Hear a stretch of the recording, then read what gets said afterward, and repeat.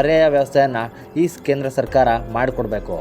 ಇಲ್ಲಿ ಕೇಂದ್ರ ಸರ್ಕಾರ ಏನಿಲ್ಲ ಅಂದರೂ 76,000 ಕೋಟಿಯನ್ನು ಇನ್ವೆಸ್ಟ್ ಮಾಡಿಬಿಟ್ಟು ಬೃಹತ್ ಗಾತ್ರದ ಬಂದರನ್ನು ನಿರ್ಮಾಣ ಮಾಡ್ತಾ ಇದೆ. ಇದರಿಂದ 12 ಲಕ್ಷ ಜನಗಳಿಗೆ ಉದ್ಯೋಗ ಸಿಗುತ್ತೆ ಅಂತ ಕೇಂದ್ರ ಸರ್ಕಾರ ಆಕಾಂಕ್ಷೆಯನ್ನು ಇಟ್ಕೊಂಡಿದೆ. ಆದರೆ ಈ ಉದ್ಯೋಗದ ಸಲುವಾಗಿ ಅಲ್ಲಿ ಈಗಾಗಲೇ ವಾಸ ಮಾಡ್ತಾ ಇರೋ ಜನಗಳನ್ನು ಸ್ಥಳಾಂತರಿಸೋದು ನಿಜಕ್ಕೂ ದುಃಖಕರ ಸಂಗತಿ. ಕೇಂದ್ರ ಸರ್ಕಾರದ ಈ ಯೋಜನೆಗೆ ನಾನು ಒಪ್ತೀನಿ. ಯಾಕಂದರೆ ಆ ಪ್ರದೇಶದಲ್ಲಿ ದೊಡ್ಡದಾದಂಥ ಬಂದರು ನಿರ್ಮಾಣ ಆಗೋದ್ರಿಂದ ಅಲ್ಲಿ ಉತ್ತಮವಾದ ರೋಡ್ ನಿರ್ಮಾಣ ಆಗುತ್ತೆ. ಅಲ್ಲೂ ಕೂಡ ವ್ಯಾಪಾರ ವಹಿವಾಟು ಆಗೋದ್ರಿಂದ ಅಲ್ಲಿ ಹೋಟೆಲ್ಗಳು ಓಪನ್ ಆಗ್ತವೆ, ರೆಸ್ಟೋರೆಂಟ್ಗಳು ಓಪನ್ ಆಗ್ತವೆ. ಇಷ್ಟು ದಿನ ಗ್ರಾಮದ ವಾತಾವರಣ ಹೊಂದಿರೋ ಆ ಪ್ರದೇಶ ಬಾರ್ಗಳು, ಲಾಡ್ಜ್ಗಳು ಹಾಗೂ ಮಾಲ್ಗಳು, ಅಪಾರ್ಟ್ಮೆಂಟ್ಗಳ ನಿರ್ಮಾಣ ಆಗುತ್ತೆ.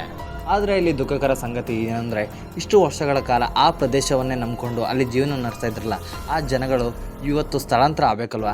ಅದೇ ಇಲ್ಲಿ ದುಃಖಕರ ಸಂಗತಿಯಾಗಿರೋದು. ಸ್ನೇಹಿತರೆ, ನೀವು ಅಂದ್ಕೋಬೋದು ಈ ಡೀಪ್ ಸಿ ಪೋರ್ಟ್ ಅನ್ನೋ